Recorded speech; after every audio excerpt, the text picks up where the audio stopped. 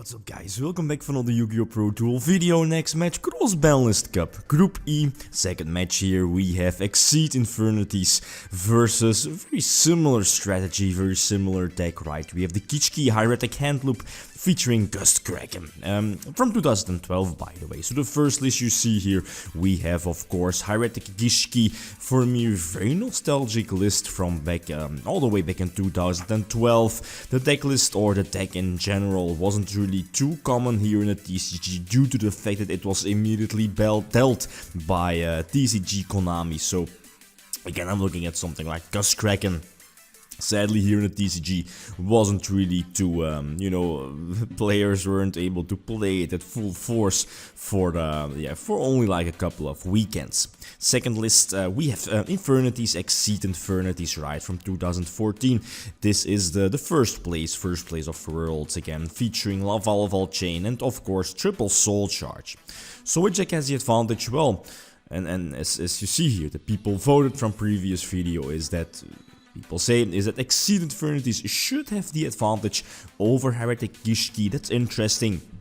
It's well, a couple of reasons we see is that Exceed Infernity is the more recent deck, of course. Again, power creep is definitely a good explanation, but other potential reasons might be is that I think, well, the more common way is that Infernities might be a little bit more consistent compared to Hieratic Gishki. I'm looking at the extra deck, for example, and I'm looking at cards like Abyss Dweller and a card like Dweller. Just it's like super MVP against something like Hieratics, and Infernities can easily make a card like Dweller, and that's of course a huge problem. Anyway, so going second this time, and that's a problem. I mean, both decks definitely want to go first. I'm looking at Hieratic Gishki. Every time drop the GlitchxCity during my turn, get free information about my opponent's hand, revealing 2 cards, and then, as you know, sending back one of them back to the deck. Very powerful card, especially if you can follow that particular play up with, let's say, a rank 6 Exceed play. Anyway, so Infernities go first, and that's of course a huge problem. He's going for T-Beetle, no Dweller? Dweller definitely could have, well, Dweller again with 4 back rows, and I believe we know all the sets, being Infernity Breaks, and I think the Infernity Barrier as well, only at 1 right. But yeah, what can I do? What can I do? Especially, yeah, Infernity Break indeed on one of my beat sticks, and the GlitchxCity in hand, nope, it's not going to help. And same for the Red Eyes Darkness Metal Dragon, right? So that was a quick first duel, but again, what can I do? Going first this time, that's what I want, that's what I want to do here. This is again a very solid hand. Having the one of Hieratic in the hand definitely gets your loop started, your small loop, I guess. And yeah, dropping GlitchxCity, again getting free information about a couple of cards from my opponent's hand, and then sending 1 back of them. Eventually going for a couple of rank 6 Exceed plays, going for double Messier 7 indeed, and now I should be able to drop the 3rd rank 6 Exceed play, being a Bouncer, Photon Strike Bouncer. Again, MVP, should be MVP, especially going first against a deck like Infernities, blocking all of their monster effects once per turn. So again, a Bouncer proved to be very, very crucial here in this situation.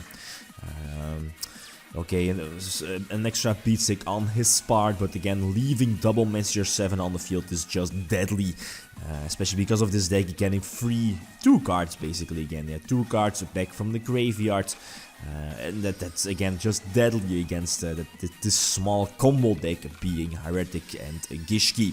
So going for the 3rd Ptolemy Messier 7 indeed. Get something back for free, and again, easy game over. Again, yeah, it speaks for itself, right? Unhindered, going first, no hand traps, and of course not breaking, right? This deck is super strong then. So game number 3, again the opponent starts off, again a very solid start, and I think I had to Veiler here in this situation, especially because Infernities having access to Triple Soul Charge. There's always the potential of, well, Greffers, and I think it was Greffer, right? sending Armageddonite or whatever to the graveyard, fueling, well, doesn't really matter, just fueling a potential sword charge was just, yeah, would just be terrible, and it doesn't really matter again. In the long run, he's able to get this particular board getting 2 surges, I think.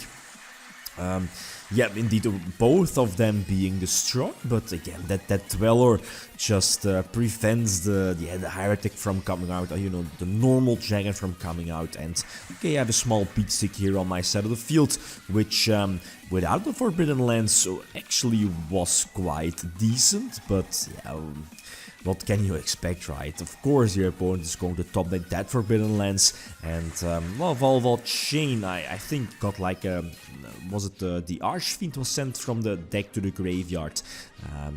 Anyway, so searching the field spell, giving the extra attack boost, I guess, but yeah, again, what can I do?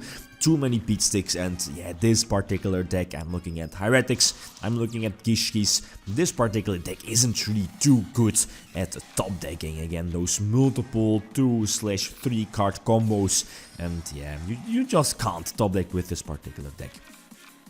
Anyway, next duel, game number 4, if I'm not mistaken. Again, going first, my opening hand is again quite solid, dropping, you know, a couple of rank 6 Exceed plays, getting the normal summon of Gishki is basically the Stratos of the deck, dropping those Gust Krakens on my side of the field, again, getting free information about my opponent's hand, again, revealing 2 cards every time, dropping Atum as well, especially again getting free information, or got free information about my opponent's hand, getting rid of their you know, possible board wipes, I guess, and then leaving Atum here on my side of the field to potentially search something during my turn, but it doesn't really matter. Again, a quick game number 4.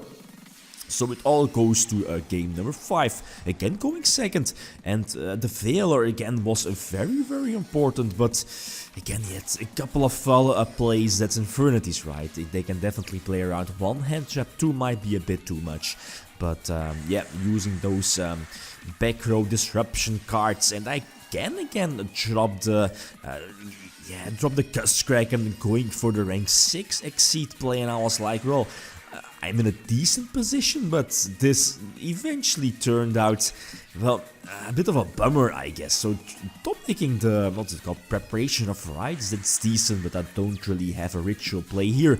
But that's again crazy stuff. Top decking the Infernity Archfiend. Of course, I have to negate the effect of Archfiend. He still has 1 card set, flipping over for the most fair and balanced card ever printed in this game's history, being the Soul Shard. So what can I do? Getting those extra pluses and of course those extra searches, and now yeah, the Diamond Direwolf, popping your own stuff, and because of that you can get more searches, establish your board, again, Infernities at their, you know, at their prime, I guess, basically, at least the Exceed version, that is. So, well, eventually I think is going to end his this particular board. He can't attack, of course, but with a Dweller, and I believe with 2 Infernity Break sets. Yeah, Master Key Beetle, the Dweller indeed, the Necromancer still on the side of the field, the Levier Dragon that's live, and yeah, what can I do, right? It's GG, well played, a game over. The Gust Kraken as a small beat stick is not going to cut it, and yeah, I just scoop it up, doesn't really matter too much. Again, this deck isn't really that strong at top decking, so a small hinder, right? I'm looking at those main deck cards, main deck answers here from Exceed Infernities, and especially a card like Abyss Dweller, just in previous matches as well, as a card like Abyss Dweller is so strong. I'm looking at other main deck answers like maybe Royal Oppression or Vanity's Emptiness, right? Those cards just can like give a certain deck the edge over the other deck, but the problem here is that Dweller is so easy to be made compared to the other, let's say, Oppression or Emptiness, right, which aren't searchable. Anyway, so Exceed Infernity is getting 3 extra points, Gishki Handloop only getting the 2 extra points. Next matchup we have Quick Draw, then the Warrior. As you see here, it's going to take on Blood So Destiny heroes, you know, Reasoning Dot deck, Diamond 2 Turbo, featuring Destiny Hero Plasma. So again, like always, feel free to leave your prediction the upper right corner here, the I symbol, or like always, feel free to leave a comment. Okay, guys, that's it. Thanks for watching, and feel free to leave a comment or a like if you enjoyed the video. Lithium signing out. Peace.